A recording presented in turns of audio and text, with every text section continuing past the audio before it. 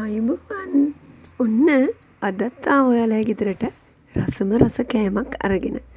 මගේ කටහඬ නම් තාම හොඳ මට්ටමක නැහැ.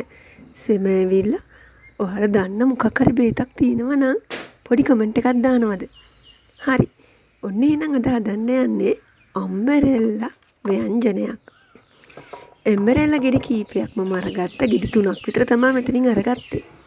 අරගෙන පොතු ඇරලා පුංචි කෑලි වලට පොඩියට මෙන්න මේ විදිහට කපලා මම මුලින්ම අරගත්තා. මෙන්න මේ විදිහට. ඔන්න ඊට පස්සේ ඇතිලියක් ලිපේ තියලා මේකට මිරිස් කුඩු, කළු කුඩු, කෑලි මිරිස්, කහ චුට්ටක්, රස අනුව ලුණු, සීනි මේස හැන්දක් විතර දාලා පොඩි සෝස් එකක් එන්න හදාගෙන ඒකට අර කපාගත්තු ඇම්බරැල්ල කෑලි ටික දාලා ඒකේ තවර ගත්තා. විනාඩි 2-3ක් තිබ්බා ලිපේ. ඔන්න ඊට පස්සේ මම මේකට වතුර චුට්ටක් එකතු කෙරුවා. මේක තැම්බෙන්න. මෙන්න මේ විදිහට.